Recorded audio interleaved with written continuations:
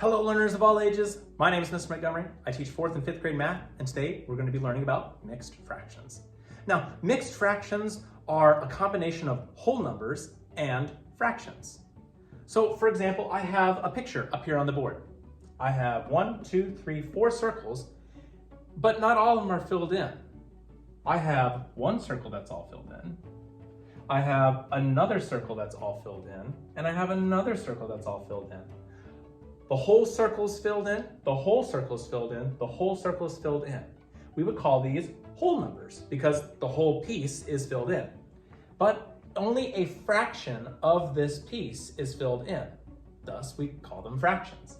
So I see that my fraction is going to, or my circle is going to be divided up into 4 pieces. And only one of those pieces is filled in. So I'm going to add my whole numbers and fraction pieces together to get a mixed number. I'm going to add here, add here, add here. Well, 1 plus 1 plus 1 is 3. And all I have left is the fraction part, 1/4. So I would say this number as 3 and 1/4. And sometimes we can write out mixed numbers in word form and try to put it back into standard form.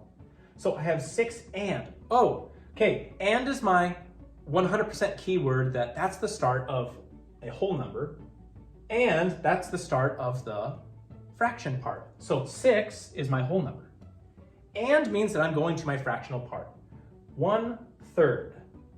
Well, 1 tells me my numerator spot, and 1/3 tells me my denominator spot. 6 and 1/3. Let's take a look at a mixed number on a number line. So I see that my numbers, my whole numbers, are in between 3 and 4, and I have something in between. So I know that my whole number is going to be 3, not 4, because it's just a little bit bigger than 3, but not quite to 4.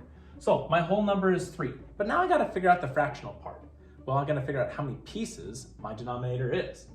So I have 1, 2, 3, 4, 5, 6, 7, 8. So I'll have 8 pieces. The reason I don't start counting this is because it's the start of that whole number.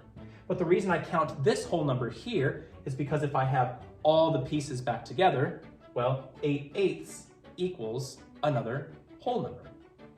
So let's figure it out. I have 1/8, 2/8, 3/8, 4/8, 5/8, 6/8, 7/8, and 8/8 would be a whole number.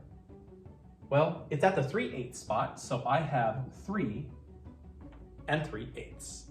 Let's do one more number line. So I know I have a number between 4 and 5. Well, my whole number is going to be 4 because my dot's not quite to the 5 yet.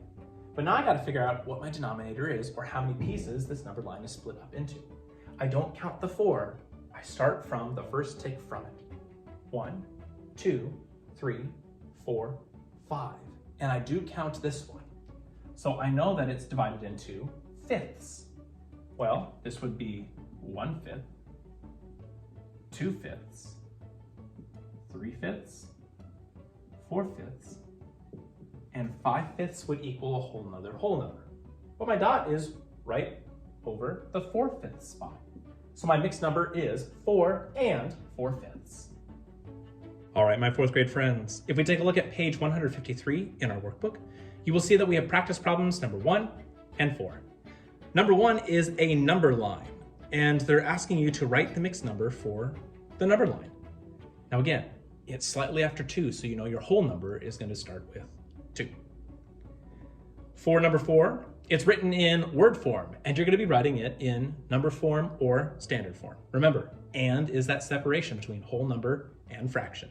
If you have any questions about mixed numbers, please feel free to let me know when you come to class tomorrow.